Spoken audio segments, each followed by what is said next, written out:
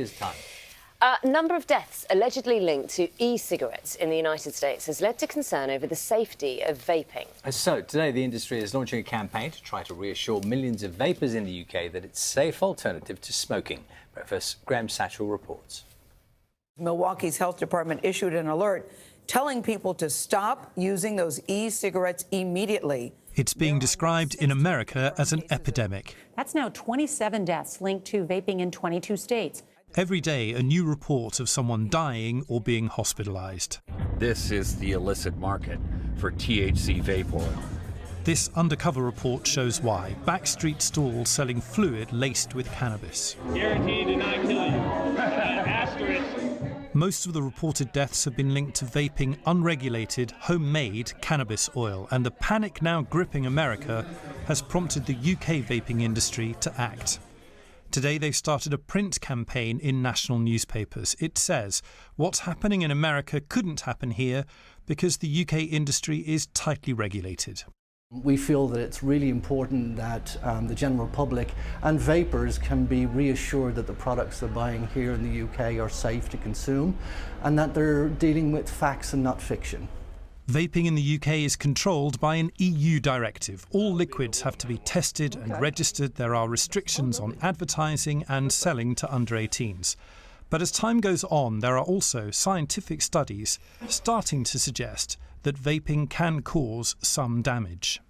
Can you guarantee that if someone is vaping in the UK that they'll be safe? What I can guarantee that if you're using vaping to get off smoking, that it's far less harmful for you to vape than it is to smoke. But nothing that we do in this world is 100% safe. So this is your husband? Yeah, this is Terry. Glynis's husband was 57 when he died in 2010. He'd smoked since he was 15, but in the last year of his life he switched to vaping. He became ill and was admitted to hospital. Doctors discovered oil on his lungs. He was diagnosed with lipoid pneumonia.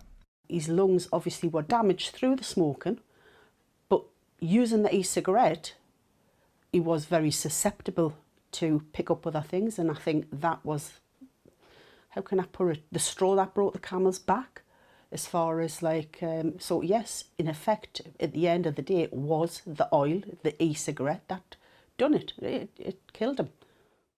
An inquest into Terry's death recorded an open verdict, and there's no evidence vaping directly caused his pneumonia, but Glynis remains deeply suspicious of e-cigarettes. If people want to stop smoking, use another method, use the patches, use the lozenges, use the chewing gum. Don't go on to e-cigarettes because we just don't know the long-term effect. There is now scientific consensus that vaping is less harmful than smoking, but the jury is out on the long-term effects of using e-cigarettes. Graham Satchell, BBC News. Yes, a reminder, after 8 o'clock this morning, we will be speaking to Public Health England. If you're a vapor, get in touch, tell us about your experiences, maybe what your concerns are, just the questions you would like to know answers to. Or maybe if you're a smoker and thinking about vaping as well, and now this has perhaps cast some doubt in your mind.